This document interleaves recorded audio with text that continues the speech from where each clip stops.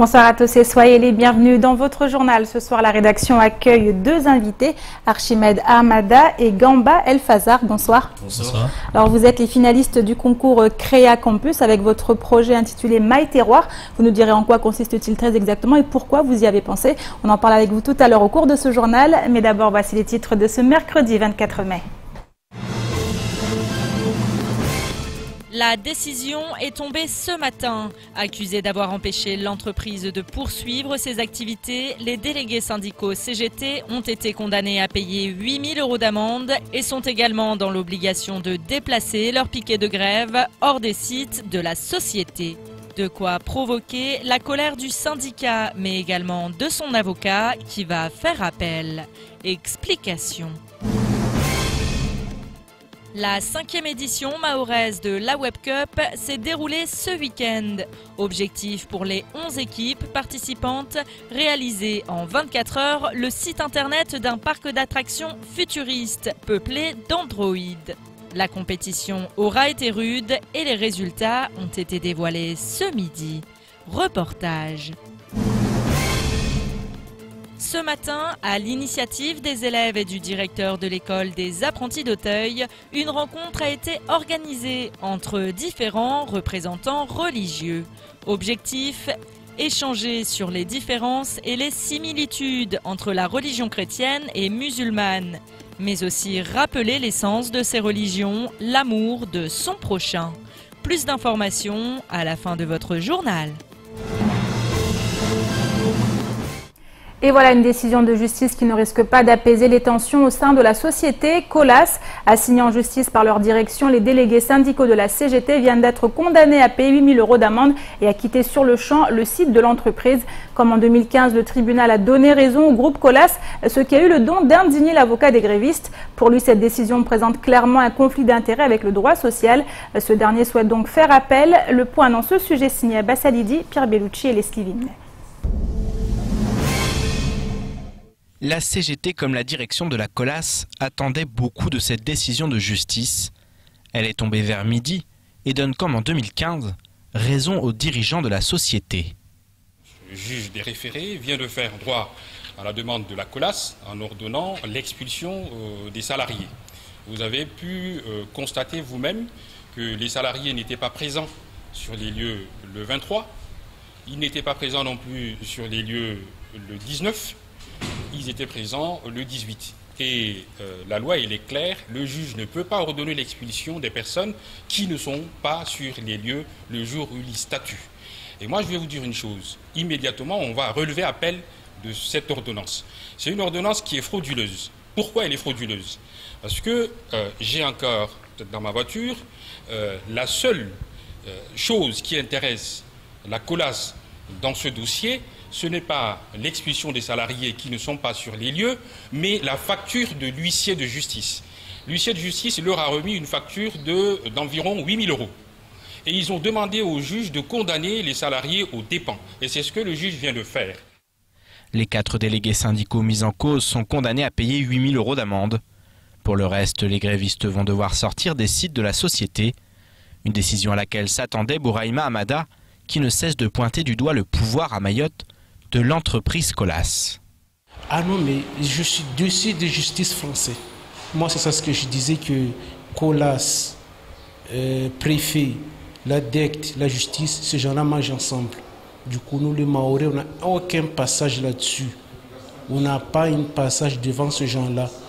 Du coup, je fais appel à tous les Mahorais de se révolter. Parce qu'aujourd'hui, c'est nous, demain, ça sera qui? Si l'avocat de la CGT est plus mesuré dans son analyse, il n'hésite pas néanmoins à parler d'une justice à plusieurs vitesses. Selon lui, le droit de grève vient d'être bafoué par la décision des juges. Je pense qu'il faut que la justice à Mayotte puisse aussi considérer que les salariés ont le droit de grève.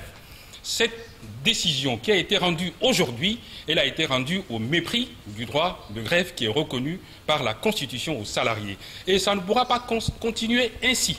Parce qu'on ne peut pas intimider les salariés par la saisine du juge qui va faire droit systématiquement aux vœux de l'employeur. Nous allons faire appel et nous allons expliquer. Et moi, je peux vous assurer que la Cour d'appel va annuler cette décision qui, pour moi, n'avait pas lieu d'être.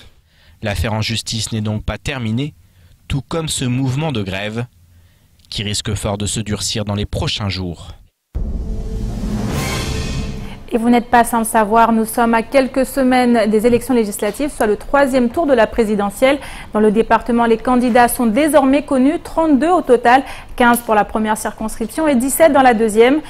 Depuis, les programmes ont été présentés, les meetings s'enchaînent. Autant dire que la campagne bat son plein. En attendant, nombreux sont ceux à se poser les questions suivantes. À quoi sert un député? Quel est véritablement son rôle? Ou encore, quelles sont ses missions? Nous avons tenté d'y répondre dans ce reportage de Sony Chamsidine et Leslie Vimney. Le 18 juin prochain, 577 députés occuperont un siège au sein de l'Assemblée nationale pour une période de 5 ans. Représentant local au niveau national, avec les sénateurs, les députés sont les détenteurs du pouvoir législatif de la Ve République. Ils ont pour mission de voter des projets de loi déposés au nom du gouvernement, peuvent proposer des lois, avancer des pistes de réflexion, contrôler l'action du gouvernement, voire évaluer les politiques publiques. Le parlementaire doit obligatoirement assister à une commission permanente spécialisée dans un domaine particulier. Il en existe 8, affaires économiques, culturelles, étrangères, sociales, défense, développement durable, finances et lois. Des commissions qui préparent le débat législatif et la séance publique. Chaque année, c'est en moyenne une centaine de lois qui sont adoptées par l'Assemblée nationale, plus de 1400 heures de débat et près de 450 rapports adoptés en commission sur des sujets divers. Pour l'exercice de leur mandat, les députés bénéficient d'une indemnité mensuelle de 7 200 € bruts, d'un bureau et disposent d'une enveloppe de plus de 9 600 € pour la rémunération des collaborateurs. À Mayotte, on compte au total 32 candidats pour seulement 2 places au sein de l'Assemblée. 2 députés qui auront pour mission durant les 5 années à venir de remonter les soucis locaux au niveau national, voire les arranger. Et la 5e édition mahoraise de la Web Cup s'est déroulée le week-end dernier au centre d'affaires Maharaja à Kaweni. Ce concours annuel de développement web entre les îles de l'océan Indien a pour objectif de promouvoir les acteurs de l'Internet.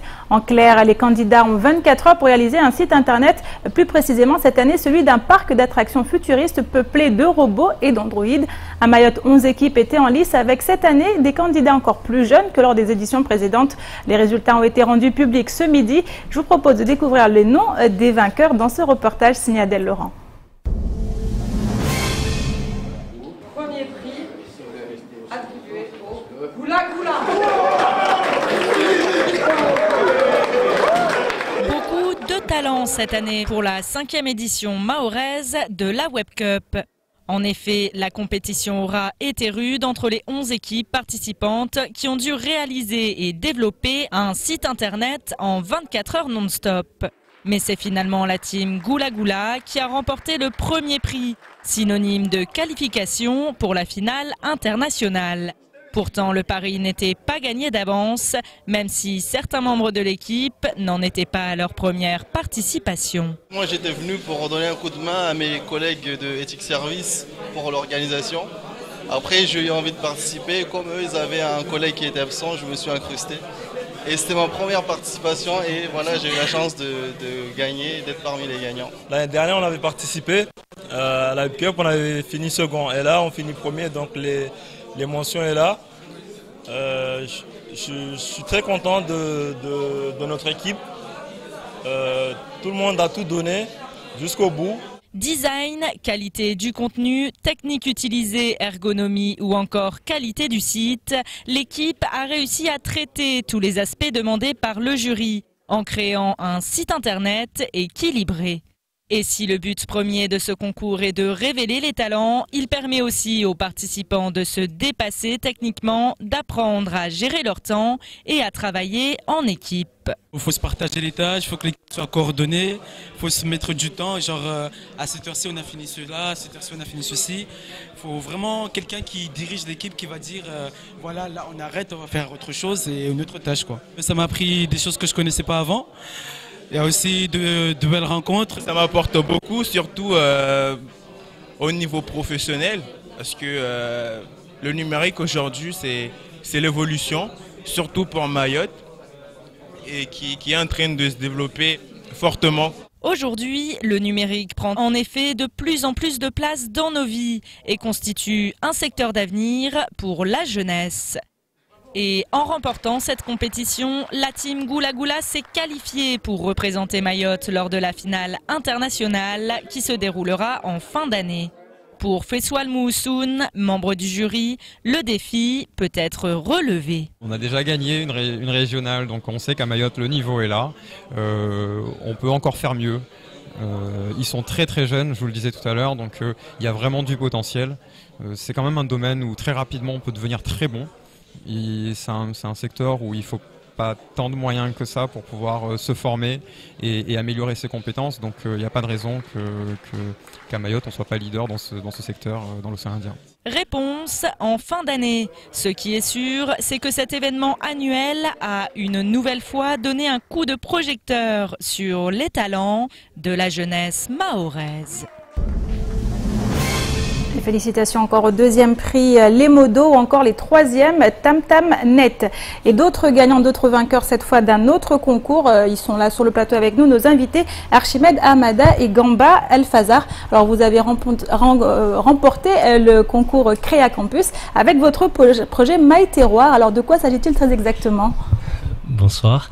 Alors, petite rectification, pardon. On n'a pas encore remporté, mais on est parmi les 10 premiers sélectionnés pour le concours. Alors, le projet My Terroir, c'est quoi ?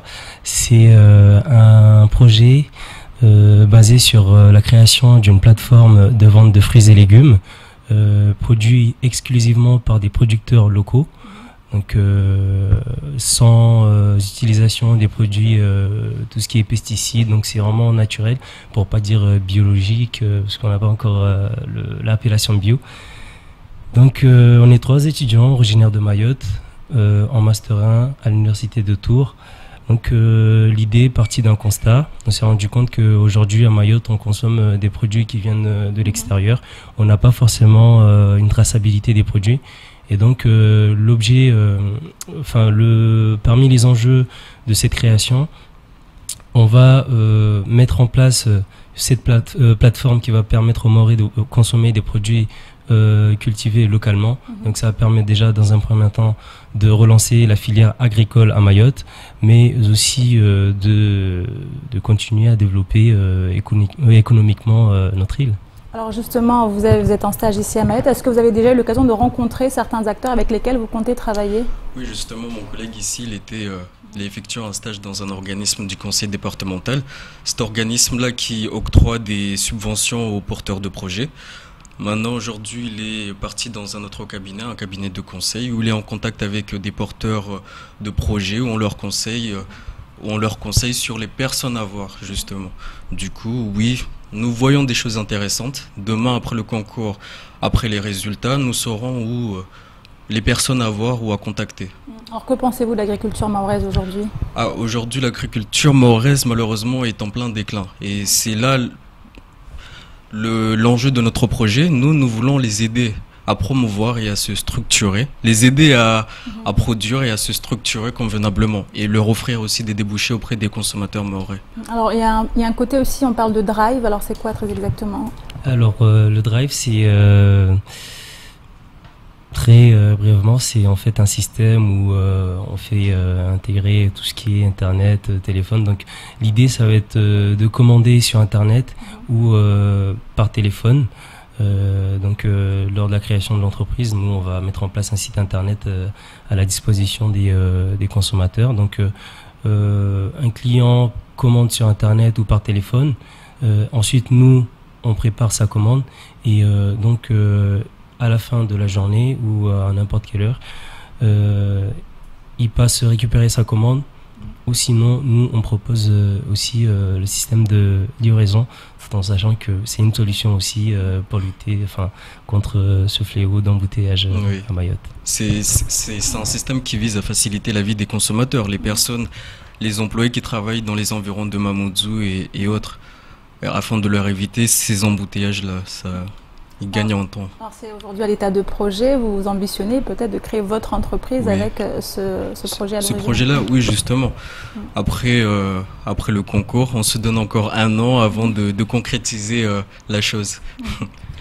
Donc alors un dernier mot peut-être pour ceux qui nous regardent, pour vous encourager, qu'est-ce qu'il faut faire, qu'est-ce qu'on pourrait faire pour vous donner un coup de pouce? Déjà, un gros soutien de la part de nos élus mahorais. Aussi, j'aimerais remercier à toutes les personnes parce qu'il faut savoir qu'actuellement, on demande à tous les consommateurs mahorais, enfin à tout le monde qui ont un compte Facebook, de nous aider à liker sur la page de Pépite Centre. Parce qu'il faut savoir que le concours est organisé par Pépite Centre Val-de-Loire, la région Centre-Val de Loire et les universités d'Orléans et de Tours. Donc, toujours dans le cadre du concours, il y a un prix qui est dédié à l'affiche qui récoltera le plus de j'aime. Donc, j'invite à tous les Mahorais, à toutes les personnes qui sont intéressées par le projet à nous donner un petit soutien. Un petit like. Merci. En tout cas, merci, une façon encore de faire briller les talents mahorais sur le territoire national. Merci à vous, Archimad Amada et Gamba El Fazar.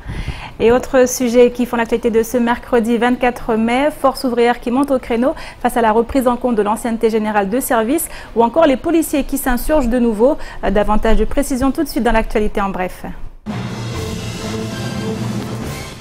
En mars dernier, au lendemain de la visite du ministre de l'Intérieur Bruno Le Roux, Thierry Lizola, le chargé de communication du syndicat Alliance Police, avait une nouvelle fois tiré la sonnette d'alarme. Déçu par le discours, il redoutait une baisse des effectifs à une heure où le manque de moyens humains met en danger l'intégrité des agents. Depuis, le lieutenant-colonel de gendarmerie a été grièvement blessé par un pavé lancé par un individu issu d'un groupe de jeunes en petite terre. Lundi aux alentours de 23h30 à Kaweni, c'est un agent de la BAC qui a été victime de l'impunité et du manque de respect face à l'uniforme. Alors qu'il se trouvait proche de son véhicule, un individu lui a jeté un demi-parpaing du haut d'un toit. Le policier a dû être transporté d'urgence au centre hospitalier et s'en tire avec 6 jours d'ITT. De quoi faire réagir le syndicat Alliance Police qui s'est exprimé en ces termes, je cite « Il y a trop de blessés au quotidien, nous ne serons pas de la chair à canon ». En tout cas pas sans le soutien de Paris. Alors que la transposition du Code du travail de droit commun fait actuellement polémique, le décret relatif à la reprise d'ancienneté des fonctionnaires issus des corps passerelles est loin de faire l'unanimité. Le syndicat Force ouvrière vient de s'exprimer sur le sujet, expliquant que ce texte minimaliste ne répond pas aux attentes des organisations syndicales. Le syndicat ajoute, je cite, « Nous revendiquons haut et fort une reconstitution de carrière pour l'ensemble des années d'exercice dans la collectivité et pour tous les anciens agents du Conseil général. FGF FO appelle au rassemblement des agents publics et s'inscrit aux différentes mobilisations à venir. Le gouvernement doit ouvrir les discussions rapidement au ministère de la fonction publique afin d'avancer sur ce dossier qui n'a que trop duré, faute de volonté politique. Deuxième opérateur télécom français avec un chiffre d'affaires de 11 milliards d'euros en 2016, la marque SFR va disparaître. Racheté en 2014 par Patrick Drahi, l'opérateur historique à Mayotte va adopter le nom de sa maison mère, à savoir Altice. Nouvelle campagne de marque, nouvelle identité, nouveau logo. D'ici la fin du second trimestre 2018, SFR aura officiellement disparu. Certains médias du groupe Altice tels que BFM TV, RMC, Libération ou l'Express garderont par ailleurs leur identité. Pour Michel Paulin, le directeur général de SFR, je cite, « Avec 9,6 millions de prises fibres et 88% de la population couverte en 4G, 4G+, mais aussi la meilleure qualité de service et un investissement continu dans le sport, les news, la presse et les divertissements, SFR a prouvé sa capacité à se transformer. La nouvelle stratégie de marque du groupe Altice nous permettra d'accélérer la mise en œuvre de notre nouveau modèle pour nos équipes et pour nos clients. » Et enfin, le lycée Les Apprentis d'Auteuil organisait ce matin une rencontre placée sous le signe du respect et de la fraternité. En effet, à l'initiative des élèves de l'établissement et du directeur, des représentants religieux sont venus pour échanger avec les jeunes sur les différences entre le christianisme et l'islam. L'occasion de rappeler que toutes les religions sont avant tout basées sur le respect et la tolérance envers son prochain. Le point dans ce sujet signé Abbas Salidi, Pierre Bellouti et Soni Chamsidine. Mieux se connaître soi-même pour mieux comprendre l'autre. Voici le slogan qui peut résumer la rencontre qui s'est tenue ce matin au sein de l'école Les Apprentis d'Auteuil. Alors nous avons décidé d'organiser un événement dans lequel on va favoriser le dialogue interreligieux, le dialogue entre les personnes, afin qu'on apprenne à mieux se connaître. Ça fait partie de notre projet, le projet de notre établissement, de faire en sorte que nos élèves aient une meilleure connaissance des différentes religions, de la leur en priorité, mais aussi de permettre de s'exprimer, que s'exprime en réalité la laïcité. La laïcité, non pas de manière restrictive, mais la laïcité qui protège et qui favorise la liberté de penser, de croire, mais également de ne pas croire.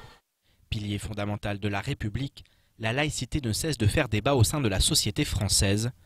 Ce matin, les élèves ont donc pu interroger les représentants religieux sur son essence, mais également sur les différences et les similitudes entre la religion musulmane et la religion chrétienne. Là, ce sont des élèves qui ont organisé, c'est l'initiative des élèves avec des questions qu'ils ont posées et que moi je trouve c'est essentiel dans la mesure où les élèves se posent des questions, comment nous vivons comme chrétiens, comment ils vivent aussi comme musulmans. Et donc ça peut faciliter aussi une autre ouverture pour ces élèves-là à bien comprendre nos religions, à bien comprendre aussi ces différences qui ne sont pas comme obstacles, mais aussi comme chance à apprécier les autres aussi. En effet, cette rencontre a aussi et surtout été l'occasion de rappeler ce qui rapproche toutes les religions monothéistes, à savoir l'amour de son prochain, matérialisé par la fraternité que se doit d'incarner la République. Yochongo muhimu zidinoparana pia maana ile ionesao la laicite, ionesao umoja, ionesao amba wasi kabla wasukamba unu Islamu, unu Juifu, unu chrétien, wasi wanadamu. Avant d'être musulman ou chrétien ou juif, wasi wanadamu. Yode shtu ya handra konteo avant kabla wasujari onese i divergence amba unu kadha. Iyo Mwenyezi Mungu wetu tutune azirongo harume Qur'an faman sha'a falyu'min wa man sha'a falyakuf. Wabenza unaamini wa abenza aswamini. Almuhimu kila mtu a responsable wa zi akti zake kama wabenza. Allahu akbar. Mtu na mbenze mwanyahe mahaba yotongo muhimu. Mahaba itongo muhimu. Mwanadamu Islamu kabla ukaislamu, kabla ukajifu, kabla kreten, huo mwanadamu ilazimu watu wapenzane. Wale rai watu washangalie zi divergences za hizi dini na zi religion.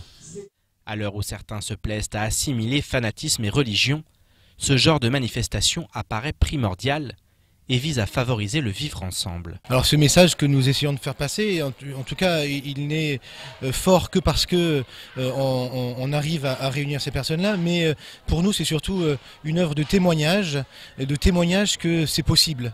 C'est possible malgré les temps troublés que l'on peut rencontrer aujourd'hui, de faire dialoguer les différentes religions aujourd'hui. Un dialogue constructif qui aura permis aux élèves d'y voir plus clair sur leur foi, mais également celle de leurs prochains. Une initiative remarquable qu'il conviendrait de démultiplier, que ce soit à Mayotte, comme sur le reste du territoire français. Et Pierre Belchu nous a rejoint sur le plateau. Bonsoir Pierre. Bonsoir Amina, bonsoir à tous. On vient de le voir, cet événement est un événement justement qu'on aimerait voir se multiplier sur le département et justement qui semble aujourd'hui primordial au vu du contexte que l'on connaît. Effectivement, au vu du contexte mondial avec ce nouvel attentat à Manchester, terrible attentat, un énième attentat, qu'il soit en France ou ailleurs. Alors c'est vrai que quand c'est en Occident, on en parle beaucoup plus parce que des attentats, il y en a tous les jours. Le terrorisme, il frappe aux quatre coins du monde et bien souvent les musulmans. En priorité les musulmans, puisque c'est vraiment l'objectif des fanatiques et de l'islam radical qu'incarne Daesh, c'est vraiment de sanctionner tous ceux qui ne pensent pas comme eux et qui ne sont pas dans leur fanatisme. Donc voilà, il faut souvent le rappeler et c'est vrai que ce genre d'événement, de manifestation, c'est important sur un territoire comme Mayotte, mais aussi sur l'ensemble du territoire français, à l'heure où on ne cesse de parler de laïcité, mais où finalement personne ne comprend bien ce que ça veut dire. Un exemple que j'ai repris à plusieurs reprises, mais c'est vrai qu'à Mayotte, c'est un territoire où la religion musulmane est bien plus importante que la religion chrétienne. Et pourtant, lorsque le droit commun va s'appliquer, on va avoir des jours fériés qui vont être des jours fériés chrétiens. On se dit un pays laïque, mais c'est vrai qu'on a des jours fériés qui sont chrétiens. On a un calendrier qui est chrétien. Donc vous voyez, il y a un paradoxe dans notre société qui est permanent et contre lequel on a un peu du mal j'allais dire, à se situer. Et donc du coup, voilà, c'est important ce genre aussi d'événements auprès des jeunes, auprès des élèves, pour justement leur expliquer les similitudes, les différences et puis surtout le message que ces religions veulent faire passer, un message de paix, bien entendu, un message aussi d'amour de son prochain, de respect de l'autre, de tolérance. Et c'est vraiment important. Les apprentis d'Auteuil, on le sait, ils sont engagés sur plein de domaines, dans plein de domaines différents. Et voilà, là, ils ont voulu faire cette rencontre. C'est pas la première fois qu'il y a des rencontres entre les représentants religieux à Mayotte. On se souvient, lors des attaques de Charlie Hebdo, qu'il y avait eu immédiatement des rencontres justement pour mettre en avant les messages, pour à nouveau remettre sur le devant de la scène les messages principaux que veulent faire passer les religions. Donc voilà. Donc c'est une belle initiative qu'on aimerait effectivement voir se démultiplier à la fois à Mayotte mais aussi sur tout le territoire national. Là on a eu encore un attentat à Manchester, on a vu une récupération politique immédiate. Je pense notamment à Marine Le Pen qui à aucun moment n'a parlé des victimes mais qui a une nouvelle fois récupéré cet attentat en expliquant qu'on ne faisait pas ce qu'il faut contre le terrorisme.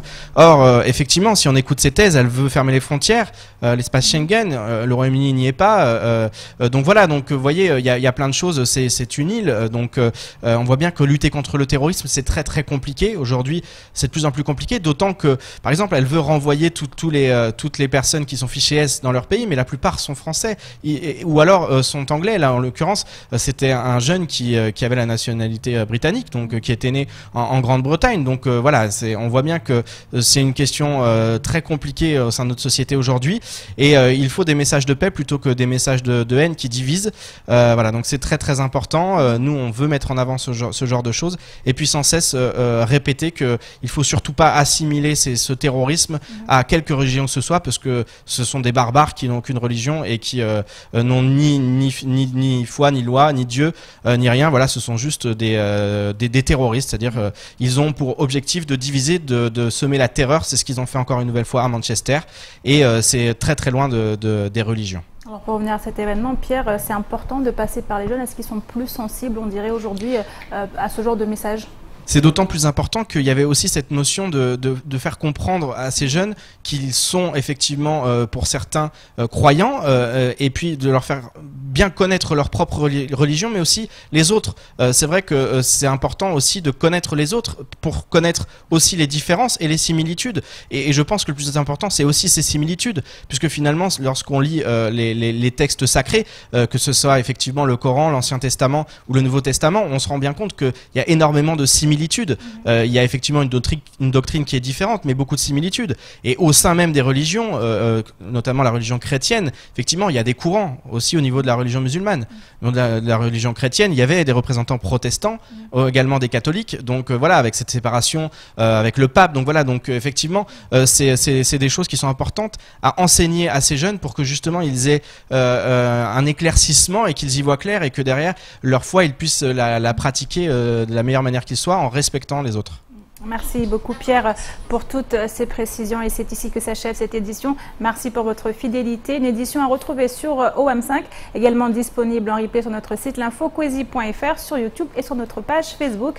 Quant à moi, je vous donne rendez-vous lundi prochain, jour férié oblige. La rédaction Mamam vous souhaitons une bonne fin de semaine et à lundi.